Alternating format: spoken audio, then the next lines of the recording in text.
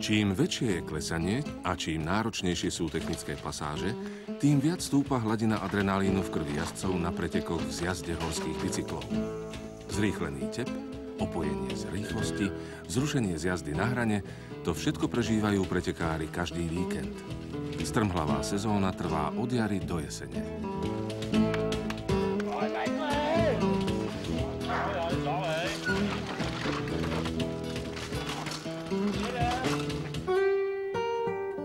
Bicyklovanie má okrem svojej extrémnej stránky aj iné tváre. Aj mnohí pretekári sa medzi dvoma súťažami zaradia medzi masy cyklistických hobíkov, voziacich sa po krajine. Len tak, pre radosť. Medzi nimi i Katarína zo Žiliny a Tomáš z Brezna.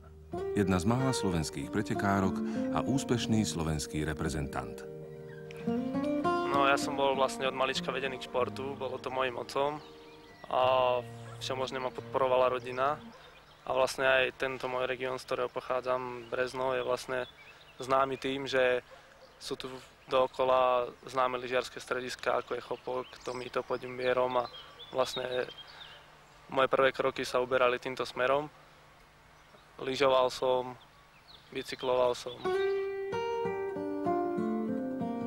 Príroda je tu veľmi pekná, hlavne preto cross country a sú tu aj vhodné podmienky pre ten zjazd a pre dual slalom. Začala som bicyklovať už ako malá.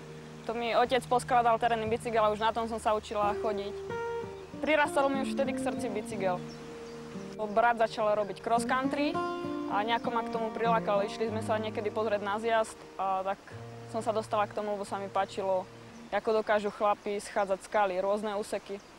A nechcela som, aby ženy neboli nejaké výnimky, tak som sa dala na to.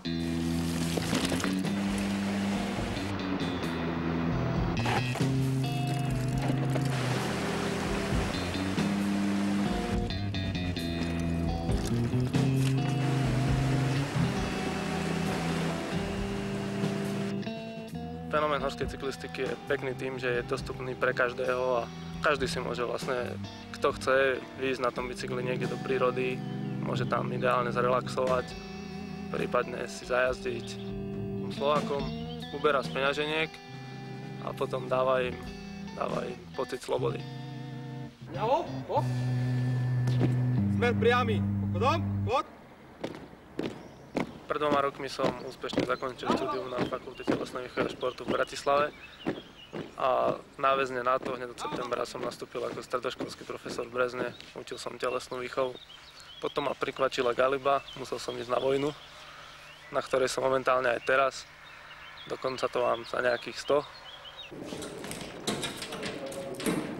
Vlastne závodenie ma sprevádzalo od malička. Začínal som najprv s jazdovým lyžovaním.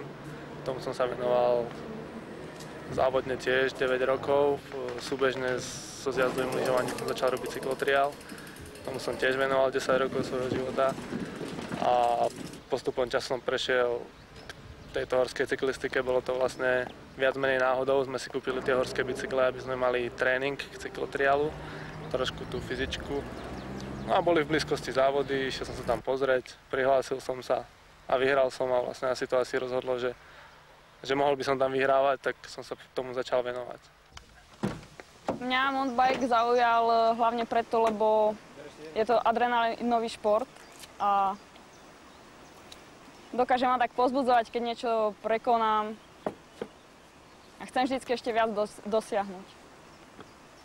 Ja si myslím, že každý šport môže robiť žena aj muž. Nemalo by sa to rozdeľovať. Nie je dobre, keď prídem za sponzorom a povie, ty si zober varechu a na čo sa bicykluješ? Ty máš byť v domácnosti. To sa mi nepáči.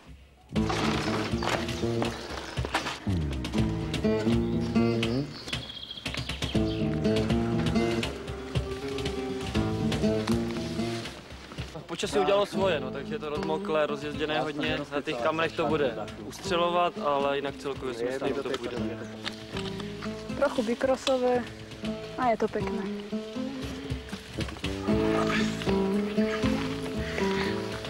V tejto úrovni, na ktorej to ja robím, už to nie je až také nebezpečné, lebo my tie bicykle dosť ovládame a vlastne vieme si určitú hranicu, za ktorú môžeme, vlastne po ktorú môžeme ísť a a jazdíme na tej hrane. Ale nebezpečné je to hlavne pre tých začínajúcich, tým, že sa na nás pozerajú, čo jazdíme tak rýchlo a oni sa nás snažia nejak kopírovať nejakým spôsobom a vlastne oni precenia tie svoje síly a vtedy dochádza k tým pádom a k tým zraneniam, ktoré potom nič príjemné. Hlavne chcú jazdci zažiť nejaký adrenalín, prežívať nejaké vzrušenie. A ľudia, tí, ktorí nemajú odvahu sa spustiť, tak tí to idú prežívať tak, že sa idú postaviť na nebezpečný úsek a pozerajú sa na ľudí, ktorí to jazdia a hovoria o tých chlapoch. Tí sú dobrí.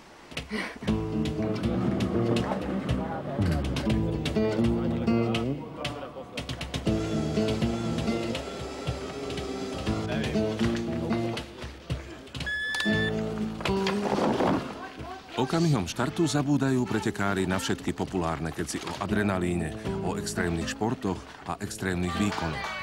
Tento luxus prenechávajú svojim fanúšikom, médiám a reklamným partnerom. Od štartu sa pretekári sústredia na jediné – zajazdiť čo najlepší čas. Podľa možnosti bez pádu a bez zranenia.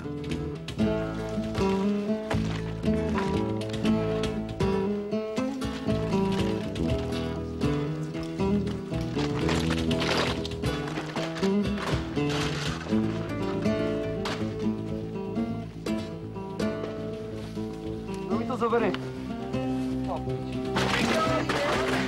Dobre, poď.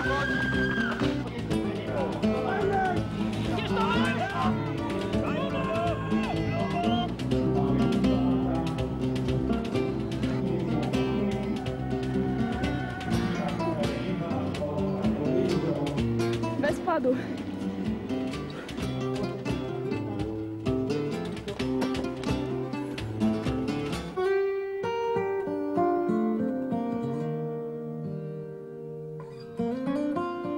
Slovensko je hornatou krajinou a vzťah ku kopcom sa v priebehu generácií zakódoval do mentality našich ľudí.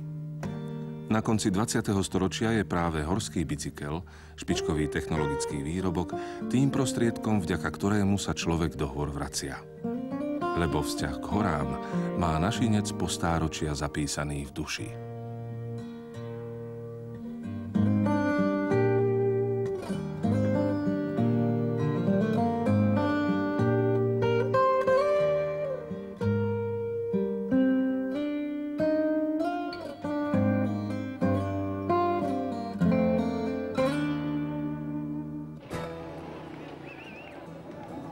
Bikefest pri Lago di Garda. Vyše 1500 bajkerov vyráža na trať tradičného festivalového maratónu. Ozajstný sviatok horskej cyklistiky. Na čom sa dnes jazdí?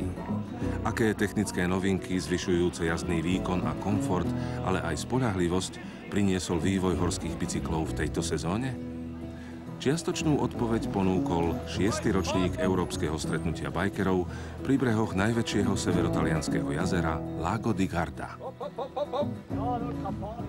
No, já už jsem v podstatě na bike festivalu tady v Lagu po třetí a můžu říct, že za začátku, když jsme sem přijeli ve čtvrtek, tak za začátku se mi zdál bike festival takovej chudší než jindy, ať už se to týká počtu návštěvníků, tak i jako zúčastněných firem, ale když už jsem tady vlastně teďka třetí den, tak musím říct, že je to stejně dobrý jako každý rok a že těch firem je tady dokonce ještě víc, než to bylo minule, přidali tam vzadu ještě jednu uličku, takže je to živější. Zhruba 10 000 návštevníkov tohoročného festivalu sa popri účasti na maratóne a mnohých iných sprievodných akciách mohlo oboznámiť aj s aktuálnym stavom techniky horskej cyklistiky. Tak, ako ju vo festivalovom areáli prezentovalo vyše 140 firiem produkujúcich bicykle, komponenty, príslušenstvo či oblečenie. Vystavovali najmä renomované firmy, ale aj zo pár garážoviek. Nových hitov bolo všeobecne pomenej, o to viac bolo overených evergreenov. Už niekoľko sezón sú v kurze progresívne brzdové systémy a stále obľúbená je aj téma odpruženia. Súčasným trendom je jednoznačne plnoodpružený bike. Pripravili sme sériu veľmi ľahkých odpružených bicyklov, sústavané na osvedčenej materiálovej báze. Používame trubky Columbus. To všetko prispieva k dobrému imidžu našich bicyklov. Tak toto je náš ľahučký bicykel, váži len 12,3 kg aj so zadným tlmičom, čiže full suspension bike. Na týchto bicykloch preteká aj náš firemný tím v súťažiach cross country. Tento bicykel predstavuje cestu budúcnosti. Odpružené bicykle budú stále ľahšie a rámy pritom zostanú optimálne tuhé, nepoddajné, aby pri jazde nedochádzalo k zbytočnej strate energie. Novým trendom v jazde sú čoraz drsnejšie trate a tak aj rámy budú čoraz prepracovanejšie. Ďalším trendom v horských bicykloch je stavba čoraz ľahších rámov, teda dve línie, v ktorých aj my vyvíjame naše bicykle. Toto je náš špičkový model pre downhill. Samotný rám stojí okolo 10 000 mariek. Obsahuje toľko techniky, že obyčajný jazdec ju takmer nedokáže nastaviť. Je to určené skôr pre profíkov. Je tu kinematika stredového zloženia. Pri preprúžení jazdí stredové zloženie spolu s rámom nahor i dolu. Nastaviteľná je dĺžka zadnej stavby, vpredu je nastaviteľný úhol hlavovej trubky.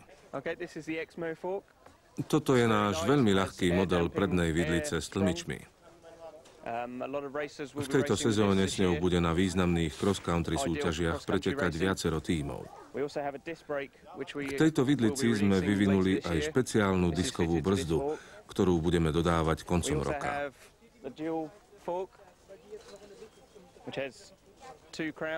Toto je dvojkorunkový model vidlice Delta.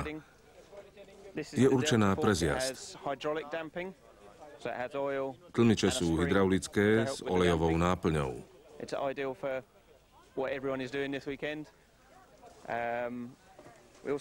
Toto je zjednodušená verzia. Je oveľa väčšia, robustnejšia. Je vhodná na skoky i normálnu jazdu. Je to model Alfa. Máme tu model s veľkým zdvihom odpruženia. Výborne zvláda veľké nerovnosti a skoky. Je to model špeciálne pre downhill. Bicykel je to o niečo ťažší, ale za to s výborným pružením. Zdvih je vyše 10 cm vzadu aj vpredu.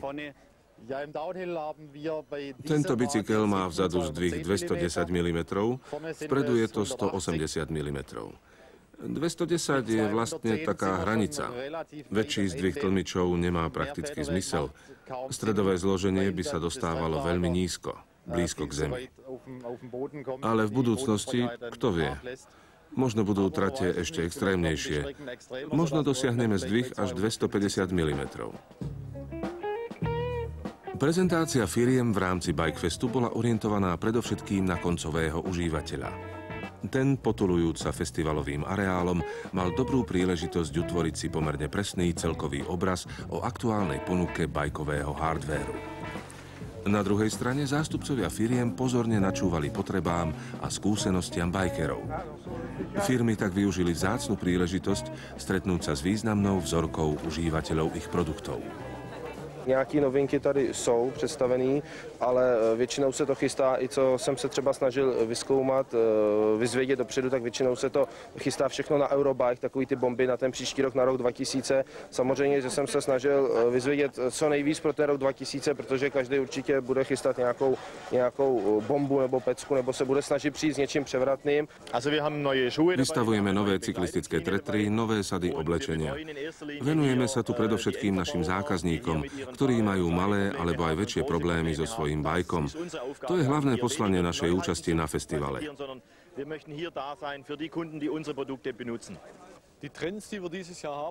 Trendom v oblasti brzd pre tento rok sú určite diskové brzdy. Aj my ich máme v ponuke, a síce kvapalinové. Nie sú ovládané lankom, ale hydraulicky. Podobne ako v autách alebo v motocykloch. Ľudia, ktorí sú tu na festivale a ktorých vidíte naokolo, sú všelijakí, len určite nie konzervatívni. Bicykle, na ktorých jazdia alebo ich tlačia vedľa seba tu v areáli, majú priemernú cenu 3 až 5 tisíc mariek. Pre týchto ľudí už hydraulické brzdy nie sú témou, akceptovali ich a sú si vedomí ich výhod a predností. Problémom hydraulických brzd je však stále ich slabé rozšírenie do širších kruhov cyklistov, pretože problémom je ich cena. Hydraulické brzdy, či už ráfikové alebo kotúčové, budú vždy o čosi drahšie ako klasické lankové brzdy. Zanietení bajkeri sú za dobrú techniku ochotní vydať viac peňazí, avšak väčšina cyklistov nie vždy.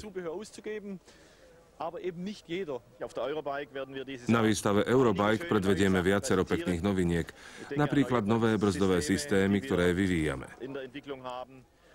Predstavíme to všetko na Eurobike.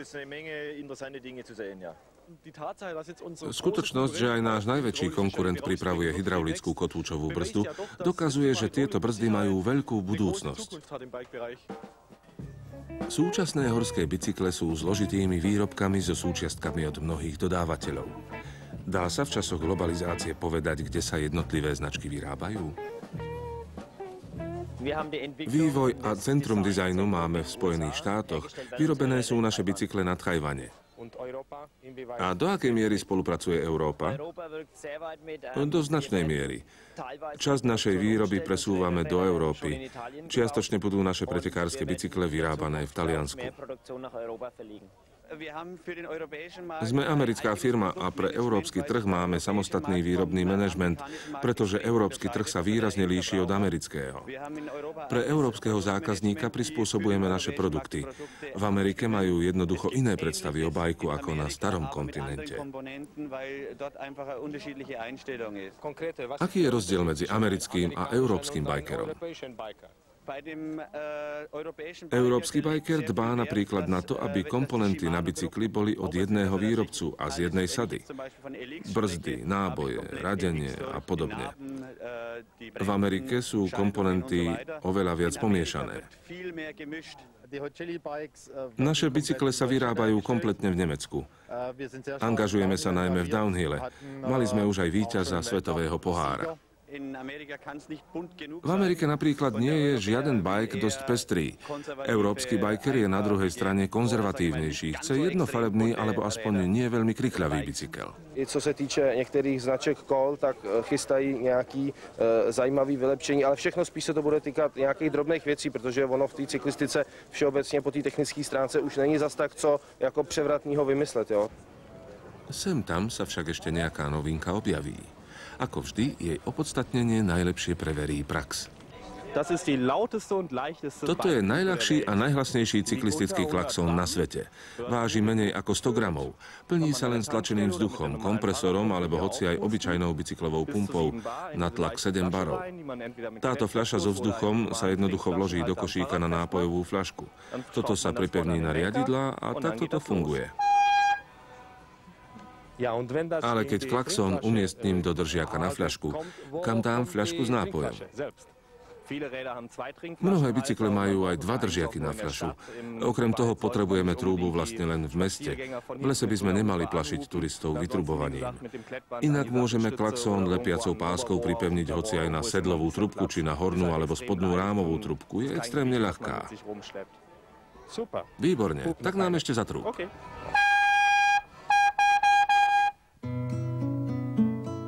Slovensko, kraj pod Poľanou. Darí sa tu tradične folklóru, ale čoraz viac aj cyklistom. Tie začiatky môjho bicyklovania boli v tom detstve. Mal som taký ten bicykel Pionier, sa tomu hovorilo, neskôr skladačku. Potom som mal niekoľko rokov pauzu a vlastne k takej, dá sa povedať, trvalejšej cyklistike som sa dostal až počas štúdia na vysokej škole. To som kúpil bicykel za 50 korún, takú S-ku, s 5 kolečkami vzadu, 2 vpredu. Porobil som si to, no a to je, dá sa povedať, asi ten začiatok môjho bicyklovania. K tomuto horskému bicyklu som sa dostal tesne po revolúcii, dá sa povedať, kedy to u nás prepuchlo. Vtedy som si postavil svoj prvý horský bicykel, no a odtedy ma to tak chytilo, že v podstate teraz už cestu ani veľmi nejazdím.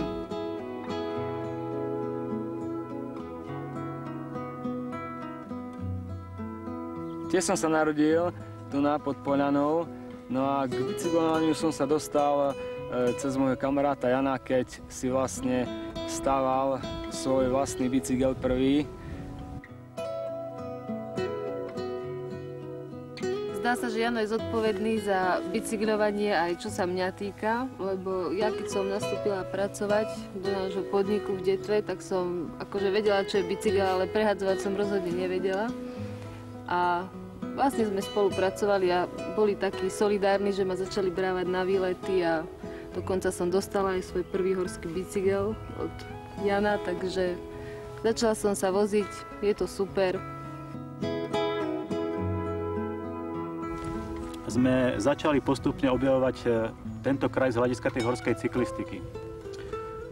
Boli sme skutočne fascinovaní jeho krásou, čo sa tu všetko nachádza, tými cestičkami a dá sa povedať, že za tých 7 rokov sme to tu zjazdili dokonale a poznáme to teda dobre. Tieto trasy a tieto skúsenosti sme si nechceli nechať pre seba, preto tu vznikla tá myšlienka prezentovať tieto cyklotrasy aj pre verejnosť. A vyznačili sme teda tieto trasy v našom regióne.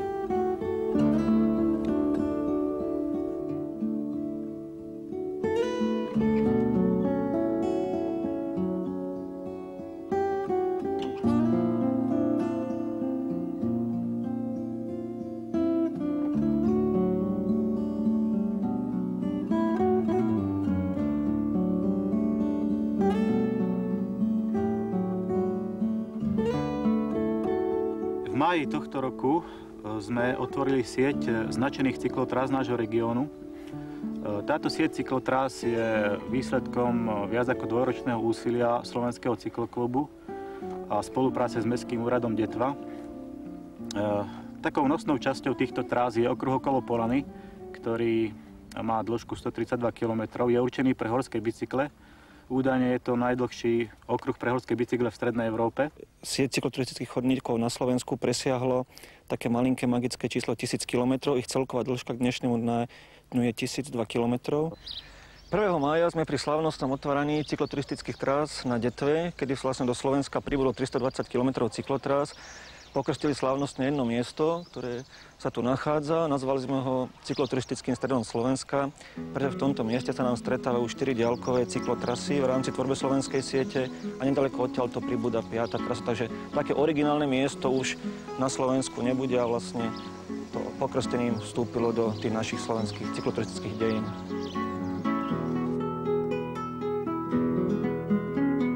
Prevýšenie tohto okruhu je asi 2300 metrov a čo sa týka náročnosti, dá sa povedať, že tí zdatní jedinci sú schopní prejsť tento okruh za jeden deň, ale tým rekreačným by som odporúčal naplánovať si ho na 2 až 3 dní. Tieto trasy vedú dosť kopcovitým terénom, sú pomerne náročné. Tí menej zdatní budú občas musieť aj potisnúť ten bicykel, nie je možné to všetko vyšlapať teda pre nich, ale určite budú očarení krásou tohto kraja a potom to ocenia. Na týchto našich trasách môžu navštevníci vidieť to typické laznické osídlenie, ktoré je už dnes, dá sa povedať, na Slovensku dosť zriedkavé.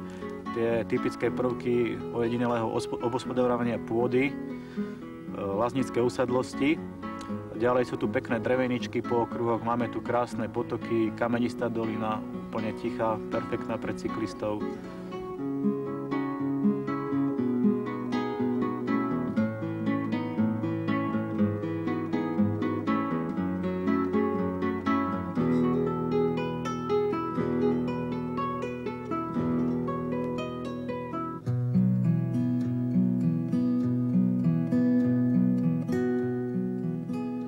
Je leto a na prázdninových cestách si nejeden cyklista upevňuje svoju kondíciu. Jazdí sa solo, vo dvojici i v pelotóne niektorých zaujímavých podujatí. Všetci, čo majú prilbu, aspoň trochu dobrý bicykel a vôľu pretekať sám so sebou, sa môžu na vrchole cyklistickej sezóny, keď kondícia každého jazdca vrcholí, zúčastniť u nás zatiaľ ojedinelého cyklistického podujatia. 18. septembra sa koná už 3. ročník Fatransko-Strážovského cyklomaratónu. Je určený naozaj pre všetkých cyklistov. Veď vybrať si môžete z 3 cestných tratí s rôznou dĺžkou a rôznym celkovým prevýšením.